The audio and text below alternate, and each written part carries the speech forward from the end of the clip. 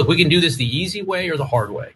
These companies can find ways to change conduct, to take action, frankly, on Kimmel, or there's going to be additional work for the FCC ahead. There's calls for Kimmel to be fired. I think you could certainly see a path forward for suspension over this. And again, the FCC is going to have remedies that we could look at.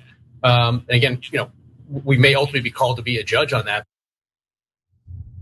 You just heard from FCC Chairman Brandon Carr suggesting to Benny Johnson that the Trump administration could take action against ABC. And that is in fact in response to comments made by Jimmy Kimmel. And it turns out that Nexstar, Jimmy Kimmel's employer, has chosen to throw their employee under the bus ahead of a potential merger that they're hoping to get approved, by the way. So there's a lot to this story. Kimmel has now been suspended indefinitely over comments that he had made in regard to Tyler Robinson, the alleged Charlie Kirk assassin. Now, here's what Kimmel had said, which led to so much ire being directed toward him. He said, "We hit some new lows over the weekend with the MAGA gang desperately trying to characterize this kid who murdered Charlie Kirk as anything other than one of them and doing everything they can to score political points from it." Now, obviously, Kimmel's statements were inaccurate. There was no indication that Tyler Robinson was a Trump supporter or a MAGA Republican. And to be honest with you, there's been a lot of irresponsible, jumping ahead of the gun and kind of characterizing this guy in order to, make the other political side look bad. But the one thing that has become pretty clear to me through what we've learned through this investigation so far is that he hated Charlie Kirk. He felt that Charlie Kirk was spreading hate, and that Robinson allegedly has a transgender partner and was particularly upset with Charlie Kirk over his anti-trans comments. So what Jimmy Kimmel said was inaccurate. There's no question about it. But it wasn't until Brendan Carr came out, said what he said during that interview with Benny Johnson, that Nexstar decided, yeah, let's suspend Kimmel indefinitely. So let me read you the statement. They say that Mr. Kimmel's comments about the death of Mr. Kirk are offensive and insensitive at a critical time in our national political discourse, and we do not believe they reflect the spectrum of opinions, views, or values of the local communities in which we are located. So that was a statement from the president of Nexstar's broadcasting division, Andrew Alford. And so he says, continuing to give Mr. Kimmel a broadcast platform in the public interest at this current time. Continue to give Mr. Kimmel a broadcast platform in the communities we serve is simply not in the public interest at the current time. And we have made this difficult decision to preempt his show in an effort to let cooler heads prevail as we move forward or move toward the resumption of respectful, constructive dialogue. So Nexstar currently operates mostly in smaller, mid-sized markets, though they include the ABC stations in New Orleans and also Salt Lake City. And I should note the decision also comes as Nexstar, comes as the broadcast station is seeking FCC approval for its $6.2 billion mega deal to acquire Tegna, a deal that would make Nexstar by far the largest owner of local TV stations in the country. So, those mergers be calling, Cenk. So, but I'm curious what you think about Kimmel's statements, because I do think Kimmel is feeding into, not only were his statements inaccurate, it feeds into this partisan brain rot that's fueling a lot of unrest in this country. What do you think? So on what Jimmy Kimmel said, so was it wrong? Yes. So what do I think is allowed and not allowed? It's not even allowed. It's just what should you do and not do in a situation like that. Now we're sitting there for 3-4 days with no information on who the shooter is, what their motive was, etc. If you say no speculation is allowed, what, everybody's just gonna sit around silent for 4 days? We will wait for the official government position. We are not at all curious. We will not talk about it. No, that's an unreasonable standard. Nobody's gonna do that. And by the way, if you're in the right wing, you really want to get canceled over speculation after a shooting or any other major event? The right wing in my lifetime has done massive speculation about who it could be, etc. I'm not saying the left wing doesn't, right? I'm just saying that it's a thing that happens. It's normal, it's human, etc. Now, at the same time, should you make, if you're on television, you're in media, should you make definitive statements before you know? No, of course not. But okay, so that's why if Jimmy Kimmel was not a comic and he was ABC's news anchor and he said, yes, that's right, Tyler Robinson was MAGA, you'd go, whoa, what are you doing? The authorities haven't even come out yet with anything. Why are you stating that definitively? So that would definitely be wrong. Now we move to, okay, so should they have taken him off the air? Well, brother, he's not a news anchor. He's a comic. It was the setup to a joke. It was inaccurate. So what would I do if I was running the station? I'd talk to Kimmel and I'd say, you get that that's wrong, right? I know, it was a setup to a joke. I know, and it's not, you're not, Walter Cronkite, you're doing comedy here, but still, it might give people the wrong idea. So I don't even want you saying it definitively in a joke. And then my guess is Kimmel would go, you're right, I get it. We shouldn't have done that, right? And maybe even puts out a statement, not like groveling or anything, but like, hey, our bad, we didn't know then definitively, and it turns out it's this, right? I wouldn't take him off the air. Now, why wouldn't I take him off the air? Because Trump is going around going, I got Colbert, now I want Kimmel. We're gonna cancel all of them. They better not criticize me. And in the context of that, now you take Kimmel off after CBS took Colbert off. And CBS took him off while they were trying to approve a merger. Now next starts taking Kimmel off while they're trying to approve a merger.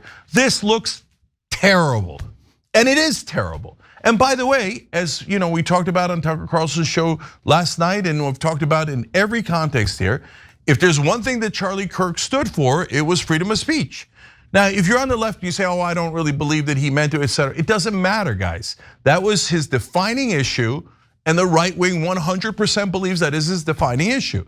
And I think, look, was he perfect on that? No. Did I, again, we'll say it for the 1,000th time. Did we disagree with him on a whole host of issues? Yes, right? But did he fight for freedom of speech for his side? But obviously freedom of speech is not a thing you do for just the right or the left. So for all of America, yeah, that's what he was known for. That's what he was most known for. So if your reaction is, because you stated something incorrect in a quarter of a joke, I'm gonna take your speech away. That's what Charlie would have wanted. Medicare is as messy as my daughter's room. It's almost impossible to wade through either one of those things. And they've got thousands of plan options without any help for Medicare. So I had to do research. And after I did my research on Medicare advisors, only one Medicare advisor actually compares every plan nationwide to find the right fit for your needs and preferences. It's Chapter. Medicare Supplement, Advantage, Part D, they cover it all. On average, they save people over $1,100 a year. It's also free and easy. They can review your options in under 20 minutes. If you're already on the best plan, boom, they tell you. You get peace of mind. If not, they help you switch. Visit askchapter.org/TYT or call the number on your screen today. No, you're making things up, okay? And I know they didn't say that. To be perfectly accurate, they didn't say that's what Charlie would have wanted, right? They're saying in this context, in our communities, blah, blah, blah. But in essence, that's what you're doing here. And I think it sucks. I think it's bad for the country. It's bad for free speech. And I'm tired of Trump and the right wing. Look, Kirk, I would argue, was principled enough on free speech. Trump has not been at all. Not close, not within a million miles of close. And in fact, right after Charlie Kirk died, Bondi and Trump backed her up, said, yeah, hate speech, anything. And Trump even said to a reporter from ABC, you're questioning me, that's hate speech. No, it's not. That's a reporter doing his job. That's part of the First Amendment, freedom of speech and freedom of the press. And Trump doesn't understand that. And so now taking out people who make fun of a politician to serve that up on a silver platter to Trump, no way, disgusting. I think I disagree with you. Like the more I sit with what he said and the more I think about it.